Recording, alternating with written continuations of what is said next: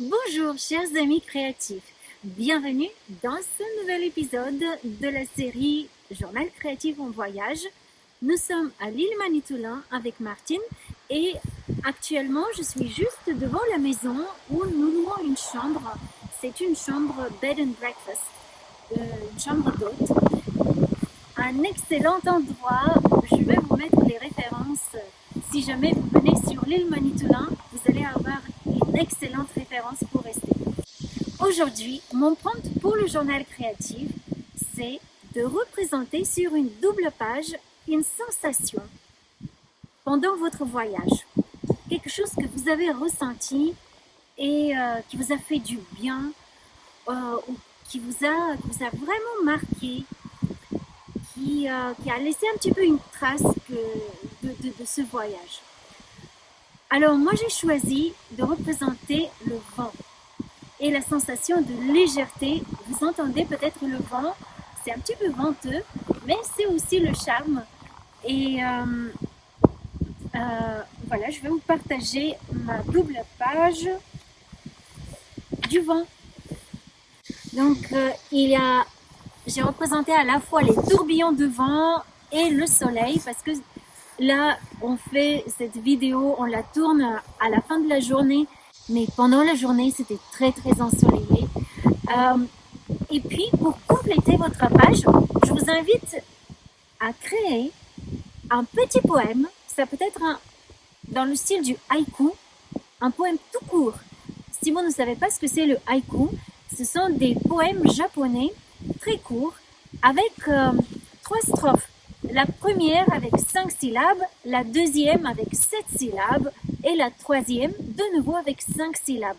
Donc moi c'est ce que j'ai écrit. J'ai écrit un haïku que j'ai intégré dans les spirales du vent. Vous n'êtes pas obligé de respecter strictement le nombre de syllabes. Vous pouvez vous donner un peu plus de liberté, voire créer une autre forme de poésie. Je vous lis mon petit poème. Vent dans mes cheveux, le bateau quitte le rivage, j'inspire le large. Vous voyez, c'est un poème très court et méditatif. Alors le vent était très présent pour nous, aussi bien sur l'île que sur le bateau que nous avons pris entre Tobermory, entre le continent, le point continental et l'île. Et voilà, j'ai décidé de lui dédier une page. Mais vous pouvez représenter toutes sortes de sensations, que ce soit la joie, la surprise, la sensation de la découverte de quelque chose, de l'émerveillement. Voilà, je vous laisse libre. Si vous avez besoin d'un petit peu de billes, comment représenter votre sensation, pensez dans un premier temps peut-être à des couleurs. Est-ce que vous l'associez à une ou plusieurs couleurs en particulier? Est-ce que vous pouvez lui donner une forme? Est-ce que c'est comme des éclaboussures, des éclats de joie? Le vent, il tourbillonne. Voilà, est-ce que c'est un pétillement? On peut donner plein de formes graphiques aux sensations. Donc connectez-vous à vos ressentis et je suis sûre que vous allez trouver comment les représenter. Donc voilà, c'est une création un petit peu abstraite aujourd'hui. Et pour aller plus loin, dans nos explorations créatives en voyage et autour du thème de la créativité multiculturelle, je vous invite dans le Festival de la créativité 2026 qui aura lieu cette année entre le 9 et le 18 octobre. Donc c'est la 6e édition déjà. Le festival se déroule en ligne. Donc il suffit de s'inscrire gratuitement.